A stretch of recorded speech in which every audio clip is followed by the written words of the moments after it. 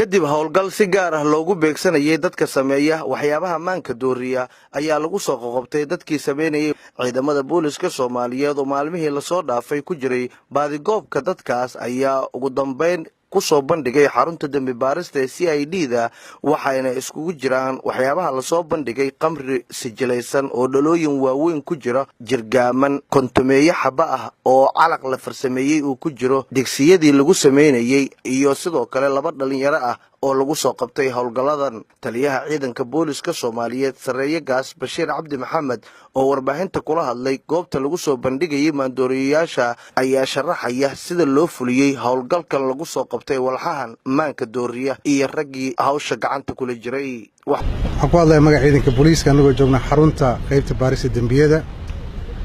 waxa sidii burburku u dhacay soo baxay in laga tagay anshaxii dhaqankii iyo asluubtii wanaagsaneyd in dalka la soo geliyo airborada laga soo dejiyo dekadaha ay ka soo galaan khamri iyo drugs.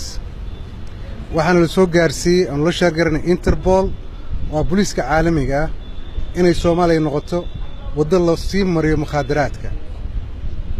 mukhaadaraadka loo sii mariyo dawladaha kaleeto. waxaanu maanta abuurnay team anti-narcotics team ka hortagaya mukhaadaraadka dalka soo geliya noocuu raba ha noqdo. waxaan uga digaynaa dhammaan ummadda Soomaaliyeed meel kasta ay joogaan inay ka hortagaan. sidoo kale taliyaha ciidanka booliska Soomaaliyeed ayaa ugu baaqay bulshada Soomaaliyeed inay ciidamada kala shaqeeyaan sidii looga hortagi lahaa walxaha maanka dooriya oo dhalinyarada Soomaaliyeed caqabad ku ah noloshooda. hawlaha badankaanu soo qabanno badankooda waxay ka yimaadaan informationka aynu soo siiyaan shacabka ummadda Soomaaliyeed. waxaan ugu celinaynaa mahad gaar ah dadweynaha Soomaaliyeed oo inta badan aan raalli ka ahayn in carruurtoodu ay balaayo cabaan ama ay fidmoobaan oo iyagu mar walba fard ku fiiqa. aad iyo aad baan ugu mahad celinaa kaalin xoog leh ummadda Soomaaliyeed ka qaadatay.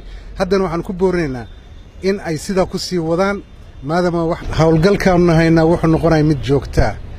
waxaan u soo saarnaa hadda ciidan khibrad u leh oo loo soo tababaray mukhaadaraadka noocyadiisa kala duwan. wada shaqayn dhex martay ciidamada hay'adaha amniga iyo qaybaha bulshada ayaa fududeysay in gacanta lagu soo dhigo maandooriyaashan oo lagu soo qabtay howlgallo kala duwan oo laga fuliyay degmooyinka gobolka Banaadir. Sugaal Macalin Maxamuud, warbaahinta qaranka Soomaaliyeed, Muqdisho.